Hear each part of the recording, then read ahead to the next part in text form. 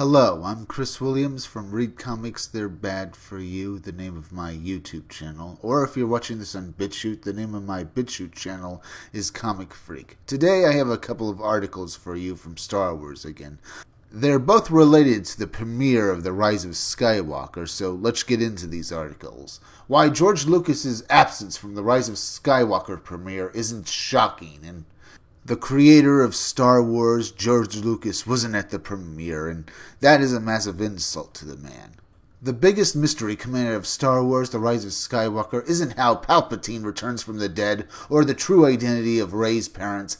Instead, it's the absence of Star Wars creator George Lucas, who did not attend the Hollywood premiere of a film that Disney and Lucasfilm have billed to be the end of Lucas's generation-spanning Skywalker saga. From what I can see of this event, it looks like Disney did not invite George Lucas to the event. But it's also been said that George didn't attend because he didn't want to see the final, mistreatment of his own child being the Star Wars franchise. Either way, it just paints Disney in an incredibly bad light. Now, this could be George's plan if you think about it. He might not have come just so it would make Disney look bad. We can only hope. Because we have to hope that he has, some fighting spirit left, and this is just some ploy in order to annoy the hell out of Disney, and that he's just doing this, hopefully, to keep screwing with them.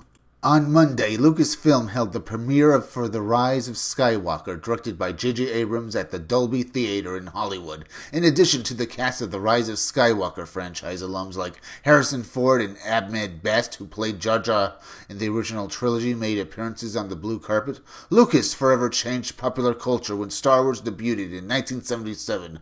Although Lucas sold his ownership of Star Wars to Disney in 2012, he's been kept within orbit of the new films and shows, often acting as consultant, including with The Rise of Skywalker. And yes, Lucas has attended previous film premieres and media events, including the 2019 opening of Star Wars Galaxy's Edge at Disney theme parks.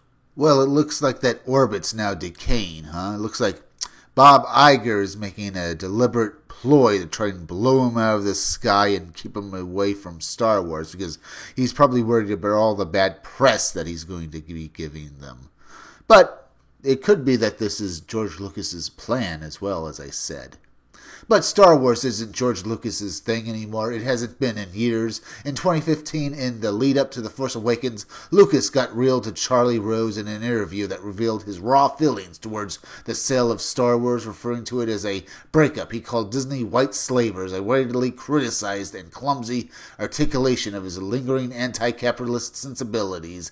It's a revealing interview that continues to feel relevant in regards to Lucas's fractured relationship with his creation. Sure, no, white slavers? Oh my god, he was totally out of line for calling Disney that, right?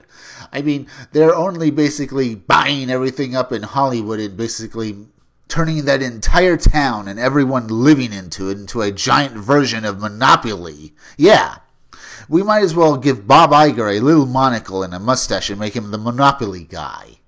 It comes down to a simple rule of life. When you break up with somebody, the first rule is no phone calls, Lucas said to Rose. The second rule, you don't go over their house and see what they're doing. You just say, no, gone, history, I'm moving forward. He added, every time you do something like that, you're opening the wound.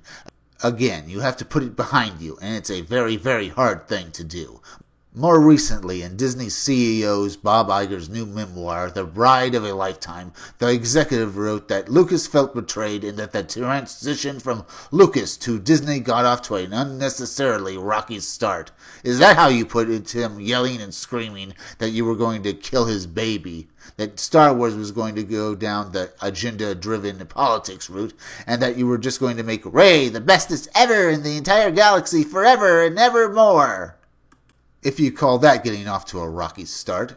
Following a private screen, Iger recalls Lucas didn't hide his disappointment. There's nothing new, he said, in each of the films. In the original trilogy, it was important to him to present new worlds, new stories, new characters, and new technologies. In this one, he said there weren't enough visual or technical leaps forward. He wasn't wrong, but he also wasn't appreciating the pressure we were under given ardent fans a film that felt quintessentially Star Wars. Added Iger, we'd intentionally created a world that was visually and tonally connected to the earlier films to not stray too far from what people loved and expected, and George was criticizing us for the very thing we were trying to do. Unfortunately, there is no clear answer why Lucas did not attend the premiere of The Rise of Skywalker. We can only assume he was invited and declined. Whether Lucas was actually invited is also up for speculation. What we can say is that Lucas is pretty much done with Star Wars and has peacefully moved on. He's allowed himself to let the past die in a weird way that makes Lucas the ultimate Jedi Master among us all.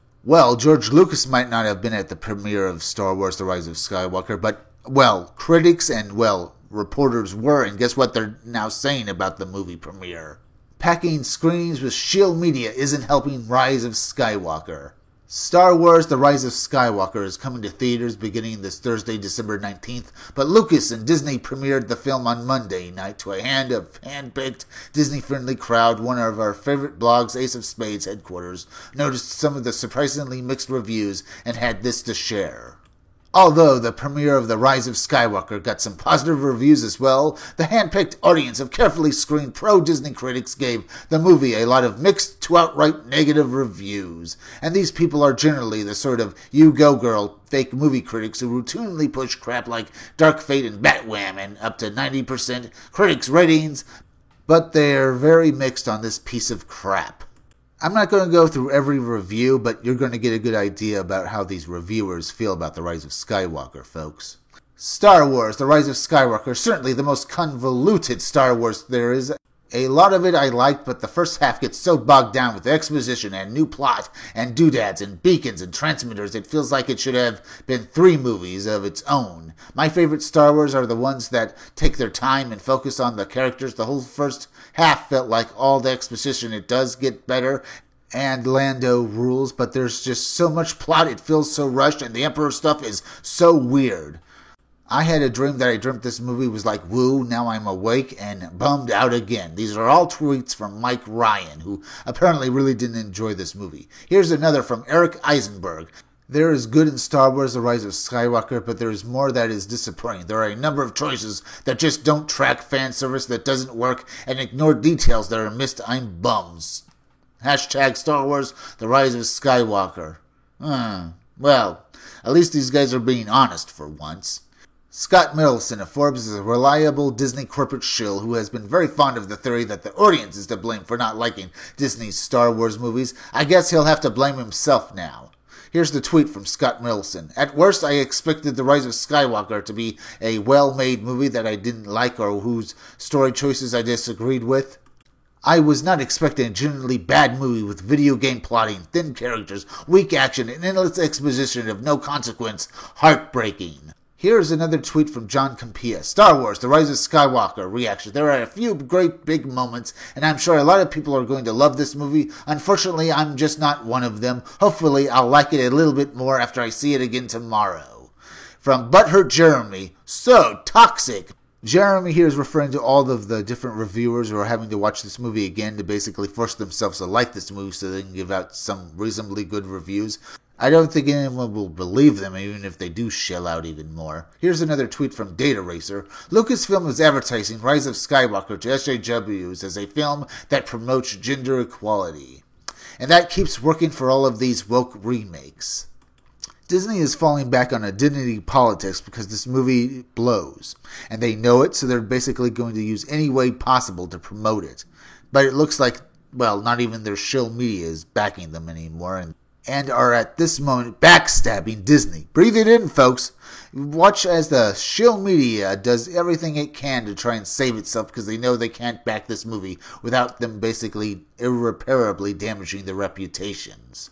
Best of all in this situation, we don't feel sorry for Disney at all because they're basically reaping what they sow with what they've done to George Lucas and Star Wars. And it's incredibly fun watching the shill media bite the hand that feeds them as they leave the sinking ship that is Disney like the rats they are. It's so incredibly gratifying to see, huh, folks?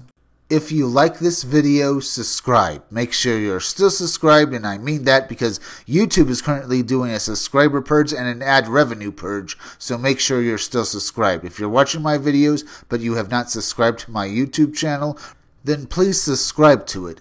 The name of my YouTube channel is Read Comics That Are Bad For You. Then go over to BitChute and subscribe to my BitChute channel, Comic Freak. Hit that bell for notifications, hit that like button, and leave some comments down below. And if you could you also please share this video? Share it on Twitter, share it on Facebook, share it anywhere you think it would do the most good, because YouTube is not going around promoting their own YouTube creators anymore, and it would really help me if you could please share this video. Now listen closely, it's plug-in time again. Keep checking back in all my future videos for more information on my own upcoming independent comic book scumdogs. I'm Chris Williams, and I'll be back again tomorrow with another video or review.